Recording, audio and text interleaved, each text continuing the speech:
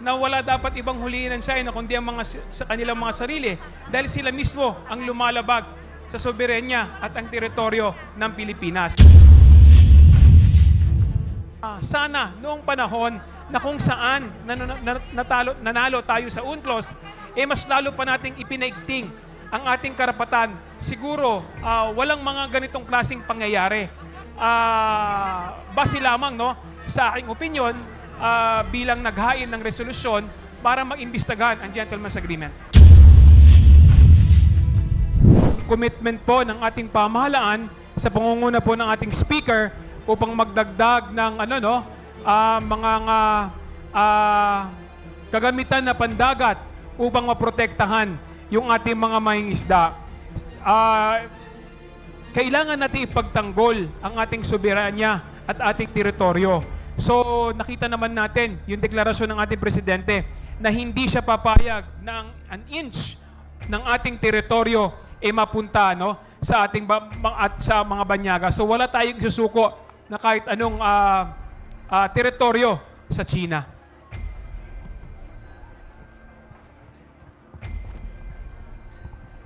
Ang dapat siguro nating malaman hanggang saan sila pwede manghuli.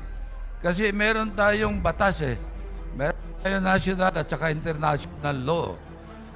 Meron tayong hangganan ng teritoryo. Ang problema yung kine-claim nila, anong pagbabasihan nung puhuli nila. Siguro dapat isang tingnan natin. Thank you, sirs. Marian Enriquez from Channel 5, you're recognized.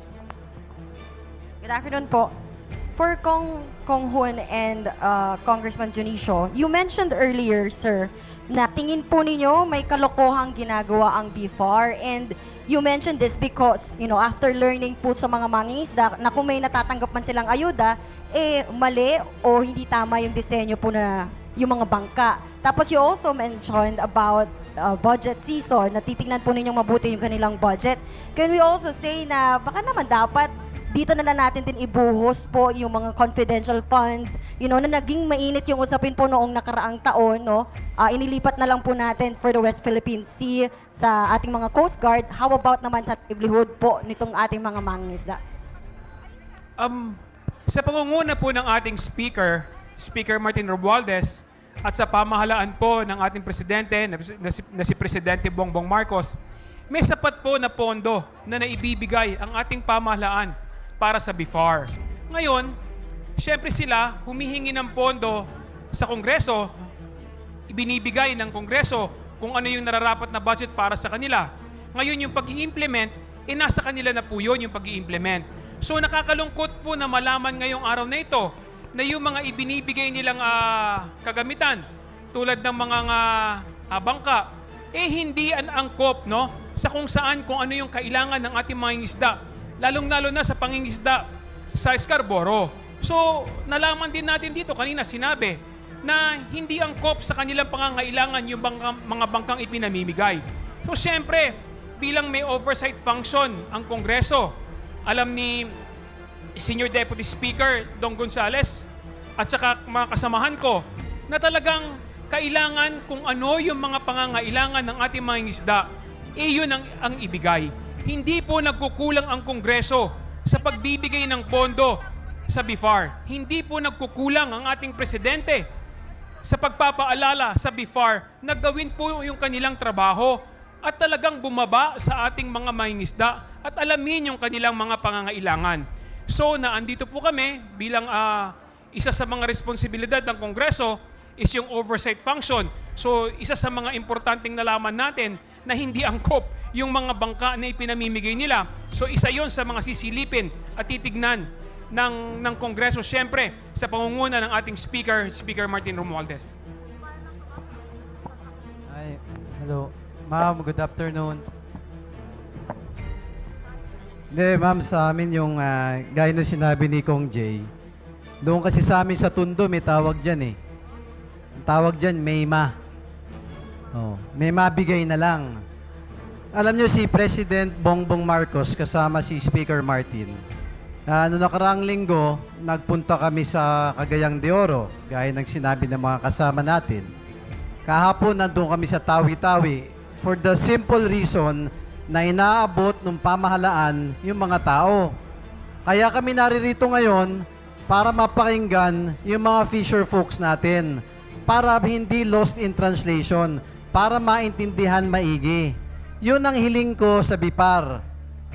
Personal na hiling ko yun, na sa darating na budget season, sa pagbibigay ng tulong do sa mga fisher folks natin, gawin naman natin tama. Ayun na, nagsasalita na sila kung ano kailangan eh. Pakinggan natin. Kaya wag yung mayma. O, ibigay natin yung kailangan nila para makapangisda sila ng mas mainam. Ayun lamang, ma'am. Salamat po. At saka po, galing na rito yung Bayan Serbisyo Fair ng ating presidente. Nagpunta na po dito ang leader ng Kongreso, si Speaker Martin Romualdez, kasama po si Governor Ebdane, kasama po si Nanay Bing, at yung mga miyembro po ng Kongreso para ilapit po yung serbisyo ng ating pamahalaan. Kaya nga po nagkaroon ng ng bagong Pilipinas Serbisyo Fair. Dito po sa kauna-unahang pagkakataon, inilapit po ng ating pamahalaan yung serbisyo.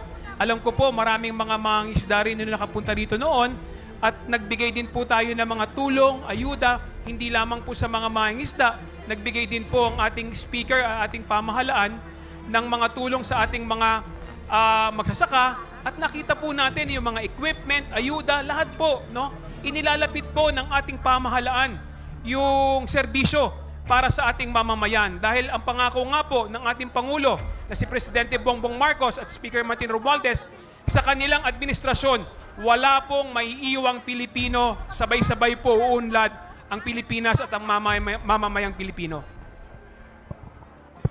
Gusto ko rin pong idagdag na complex po ang issue na ito. Complex po ang problemang ito. Kaya kailangan po natin ng tulong ng maraming ahensya ng gobyerno. Ang pwede po natin approach na makuha dito, interagency or even multi-sectoral approach. Dahil po alam natin, ang isang malaking problema, kailangan mo nang i-dissect in order to really find out kung ano ang possible mga solutions. At kanina po, lumabas sa public consultation ang maraming solusyon na minungkahi ng local government, ng Masinloc, ng provincial government, ng Zambales, lalong-lalo na po yung mga representante ng mga asosasyon ng mangingisda. Hopefully po, we will be able to overcome ito pong mga obstacles at ma-convert natin into stepping stones para po balik din, yan ang unang nasabi ni Speaker Martin Romualdez nung nagkaroon siya ng adjournment message, talagang inuna niya na kailangan talaga ng national security, kailangan ng economic activity para po umasenso ang ating bansa at dumating ang tulong sa atin pong mga marginalized sectors. Salamat po. Kay Speaker, Senior Deputy Speaker Dong Gonzales, please sir, any comment or statement po, lalo na nga po malapit na yung budget season, kung paano natin pwedeng matulungan kasi seasonal nga din po, no, yung kabuhayan ng ating mga mangingisda na nabanggit din kanina, no, yung tungkol sa livelihood nila, paano natin pwedeng pagtuunan pa ito? Well, tulad ng nasabi ko kanina, malapit na naman yung budget season. Narinig natin yung ating mga fisher folks at mga ibang kahilingan na sinabi ni Kong J. Kong Hoon at ang aking mga kasama. So, rest assured that we will form a interagency para magkaroon ng kasagutan itong kahilingan, itong mga nararamdaman. Kanina, nakita niyo may umiiyak na fisher folk na at yan parang nakakadugo sa puso. Yan ang hanap buhay nila. So, more reasons. Ang sabi nga ng leader ng Kongreso, si Speaker Martin, na we will go here para makinig kami sa mga hinahin ng ating mga kababayan dito sa Zambales. Thank you, sirs. Thank you, sirs. We're now recognizing Bibi Ngulia from ABS-CBN2. Good afternoon po. Sa gitna po ng banta ng China, hello? Sa gitna po ng banta ng China na to ng mga trespassers sa South China Sea, dapat po ba o hindi dapat tumuloy sa pangingisda yung ating mga mangingisda sa West Philippine Sea? At meron po bang panawagan, for example, from House leaders to increase, for example, yung mga Coast Guard personnel doon sa area para maprotektahan in case magkaroon po ng uhan sa lugar? Thank you. You were asking kung pwede tayong tumawid, di ba? Pwede tayong tumawid. Kasi, 124 nautical miles from this shore, papunta doon sa Masinloc natin. And according sa ating exclusive economic zone, 200 tayo. Kasi ang sinasabi ng China, yung sa 9-meter dash line nila, lampas sila sa Masinloc. Contention nila yon eh. Kaso tayo, nagkaroon tayo ng decision sa arbitrary tribunal. So, we have to claim doon sa decision at magbase tayo doon. Ang problema, wala kasing implementation power yung decision. So, we, the Filipinos, have to implement yung decision ng arbitration tribunal. At kung paano natin siyang i-implement, palakasin natin ang loob ng ating mga fishermen. And that's the reason why kanina sinasabi natin, magsama-sama tayo because in numbers we have strength. And rest assured that the government is always here. At alam natin na syempre, kaya nga ginagamit ng China yung bomba lang ng tubig eh. Kasi ayaw din naman nila magkaroon ng armed confrontation. In accordance sa Code of Conduct that they are also signatory noong 1992, hindi pa pwede yung armed conflict. Status ko tayo doon. Demilitarization ang ginawa natin sa area. And that's the reason why they don't want to violate that code of conduct as well. Kaya yung pagbobomba nila ng tubig, that's the reason why kanina sabi ko nga sana malaki na rin yung mga barko natin para nakakabalik tayo. Tubig sa tubig. Bombahin din natin sila ng tubig. Pero I believe that the Chinese government and even those in the Coast Guard, they will never ship into using armed doon sa area. Suportado natin ang posisyon ng Philippine Coast Guard na walang epekto ang bagong regulasyon ng China sa ating karapatan maglayag at mangingisda sa katubigan natin. Ang West Philippine Sea at walang dayuhang kapangyarihan ang dapat manakot o maglimita sa ating mga mangingisda na pumunta sa tradisyonal na pinangingisdaan. Suportado natin ang call ng ating presidente na si Presidente Bongbong Marcos na huwag gumamit ng dahas, lalong-lalo na kung paano resolbahin ang problema sa West Philippine Sea. Kaya nga sinabi ng ating presidente na pag water cannon tayo ay hindi natin tutularan ang kanilang ginagamit na pag-water cannon. Kaya lang, katulad nga ng sinabi natin dati na dapat huliin ng China rin yung kanilang mga sarili. Dahil sa June 15, ang teritoryo ng Pilipinas, ang economic zone na ito, ay atin.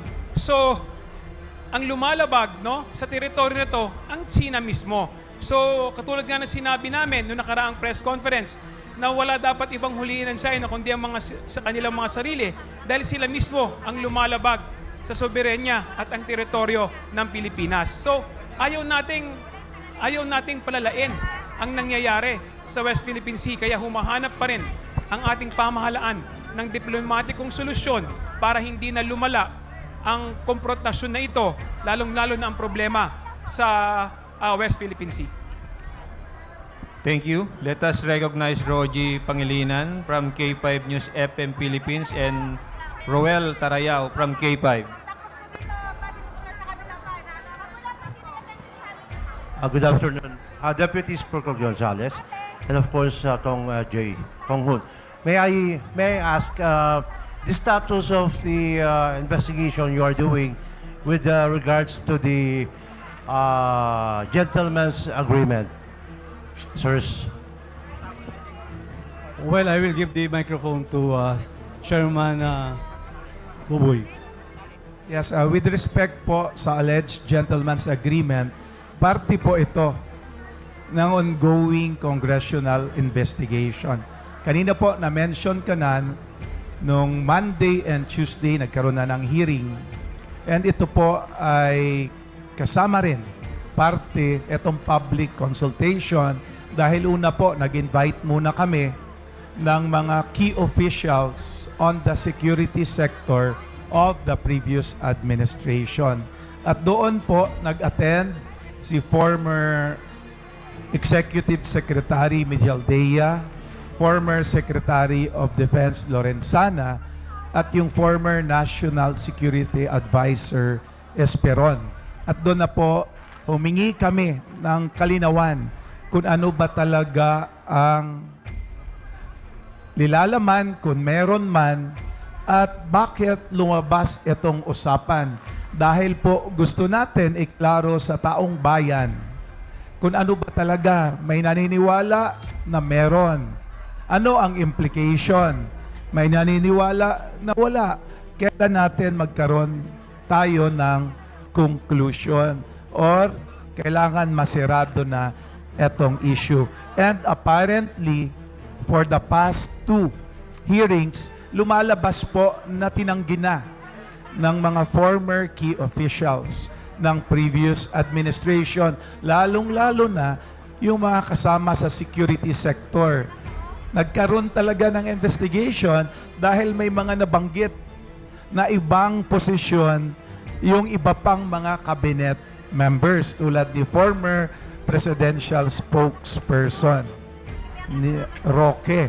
Kaya nga kinaklaro namin. Pero lahat po ng napatawag, nagsabi na wala, at yung mga inimbita po natin na mga senior officials of the current administration, galing po sa Department of Foreign Affairs. Ito po ang department or agency na mayroong primary responsibility na tumutulong sa ating pong executive o head of state kung gagawa ba ng isang oral agreement or treaty.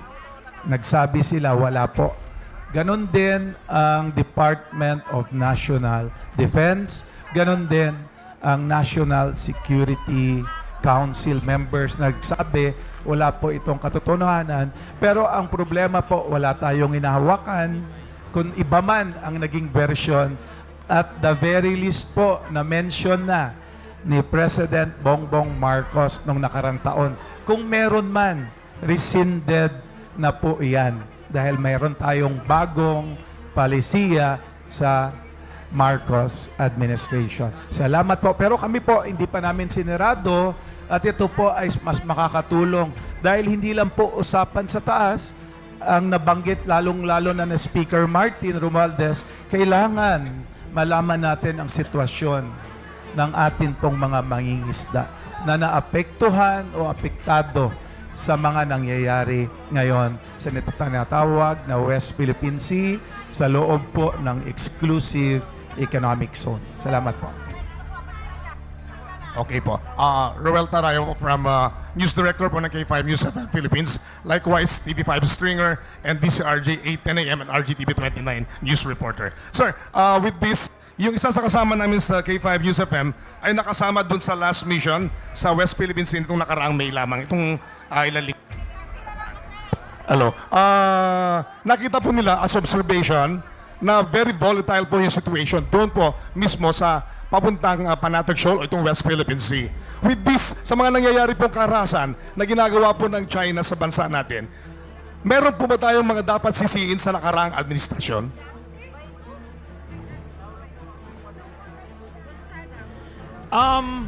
Na kung saan panahon ni dating Presidente Aquino na nagkaroon po ng isang agreement na kung saan inamin po sa komite na aming sa investigasyon ng komite na meron po naging kasunduan ang dating Secretary Voltaire Gasmin at ang ang ambassador ng China na kung saan lilimitahan po yung paglilimitahan po yung pagdi-deliver sa BRP Sierra Madre na kung saan supply lamang ng pagkain at tubig dito sa BRP Sierra Madre. At ngayon nga po, nung nanalo po tayo sa UNCLOS, no, noong 2016, at wala pong nagbago, no, doon sa nasabing instructions, no, nakasunduan. Isa po sa mga tinitignan natin sa committee na to, syempre kung bakit walang nagbago, sapagkat anong panahon nga po niyon na nanalo na tayo sa UNCLOS, dapat mas, no, iginiit pa natin yung ating karapatan, lalong-lalo na sa West Philippine Sea. At kaya nga po ito nangyari, kaya ang ating Pangulong BBM, he was very horrified, ano, sa nangyari. Kaya talagang sinusuportahan natin, no, ang statement ng ating Pangulo na talagang sana noong panahon na kung saan nanalo tayo sa UNCLOS, mas lalo pa nating ipinaigting ang ating karapatan. Siguro walang mga ganitong klaseng pangyayari. Base lamang, no, sa aking opinion, bilang naghain ng resolusyon para mag-imbestigahan ang Gentleman's Agreement. Gusto ko rin pong idagdag bilang acting chairman ng Committee on Defense na in as much as gusto sana naming ipaabot ang lahat po na napag-usapan, ay limitado po kami dahil yung ibang mga issues and concerns ay tinakal po through an executive session. So humihingi lang po kami ng paumanhin, hindi po natin mapag-usapan dahil po may pinag-uusapan na sa national security, as well as marami pang hindi pwede po maipalabas. But rest assured po na ang inyong kongreso po, lalong-lalo na itong membro ng dalawang committee, talagang ginagawa namin ng paraan para po magkaroon ng may dadagdag lang po, no, doon sa katanungan. Tama po yung sinabi ni Chairman Tupas. Unfortunately, nagkaroon ng, di naman so unfortunately, pero nagkaroon ng executive session kaya hindi po namin mailabas lahat ng pinag-usapan. Pero yung sa katanungan po, kung meron dapat sisihin regarding po sa Gentleman's Agreement, hindi pa po kami ready to determine the finality. But ito, and after all, ang inquiry in aid of legislation, ang punto po nito ay para magsagawa ng batas na based on that information. Ang nakikita ko po, perhaps we have to consider, siguro Mr. Chair, yung responsibilities and liabilities of former officials who would make statements that would cause issues with current national policy. Kasi po, ang nakikita po namin, sa akin na opinion, sa aking privilege, dalawa po ang source ng agreement na pinagsasabi. Statement po ng Embassy ng China and statement po ng former spokesperson. And they seem to support each other. Pero ngayon po, ang nakikita po natin sa ating investigation ay wala naman daw pong Gentleman's Agreement. So ano po ang sinasabi ng dating spokesperson? Yun po siguro ang dapat nating investigate further. Yun na po.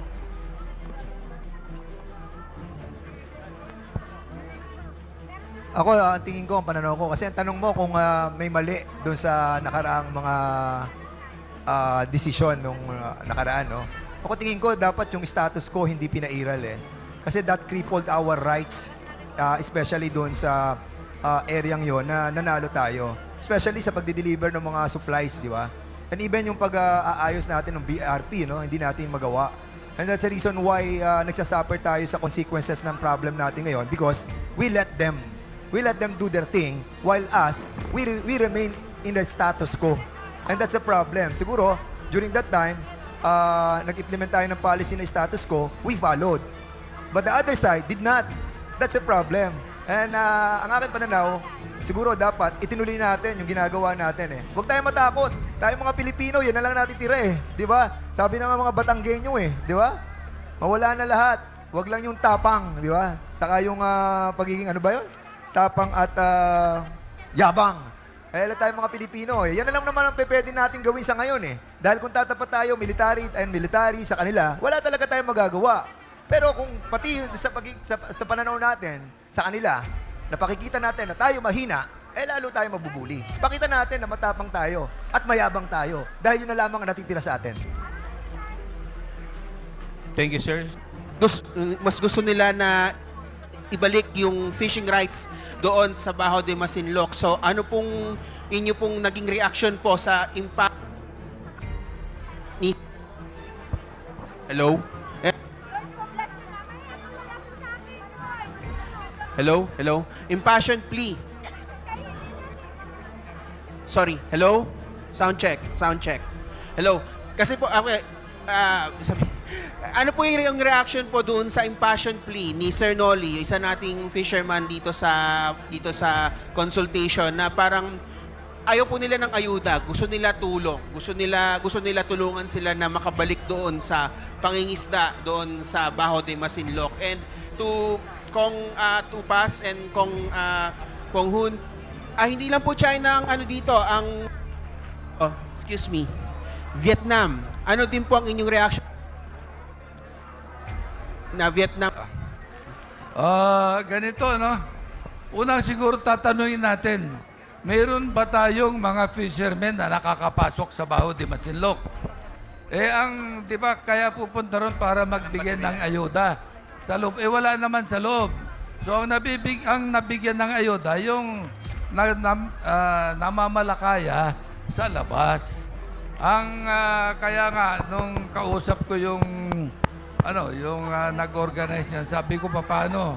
Hindi naman daw sila nakarating kasi yun namang mga fishermen is about 20 miles na malayo sa Baho de Masinloc. Kaya nga, ang inaano natin ito ay ang dapat nating tingnan yung long-term effect sa mga fishermen natin na namamalakaya doon. At yun nga yung ginagawa natin ng paraan, yung long-term program natin. Na sabi naman ng Kongreso ay all out ang tulong nila. In addition to anong sinabi ni Governor, no? Hindi lang short-term yung solutions that we're providing. Short-term yung ayuda Una, that's why we're creating the Department of Fisheries and Aquaculture to provide long-term solutions. Second, hindi natin nilet go yung claim natin based on the arbitral ruling. We're in fact trying to enforce it. Third, ang dialogue natin with other countries to help us enforce this arbitral ruling. So, gusto natin maibalik yan, no? Ang fishing rights natin to the areas which are naturally ours technically, di ba? So, dapat ipilit natin na we cannot give up on that and we will not give up on that.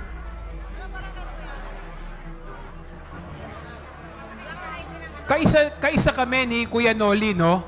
Ang Kongreso po sa pangunguna ni Speaker Martin Romualdez at ni Presidente Bongbong Marcos ay kaisa po ni Kuya Nolly na ang kagustuhan din po ay magkaroon po ng malayang makapag-isda ang ating mga isda sa West Philippine Sea at hindi po tayo papayag, no, na isuko ang soberanya at teritoryo ng ating bansa. Kaya ulitin ko po, kaisa po kami ng Philippine Coast Guard na nagsasabi na wala pong epekto ang pahayag ng China na ipinagbabawal po ang pangingisda sa June 15 at talagang poprotektahan po natin ang karapatan ng ating mga mangingisda na makapaglayag at makapaghanap buhay sa ating teritoryo sa Ayungin Shoal. Thank you, sir. Last question from Krisha Subing-Subing of Philippine Daily Inquirer. Hello, sir. Hello? Balikan ko lang po uli kanina yung tanong ni Vivian about sa June 15 deadline po ng China tungkol sa regulation about detention. I appreciate the sentiment na sovereignty rights natin na pero hello? Hello? Hello?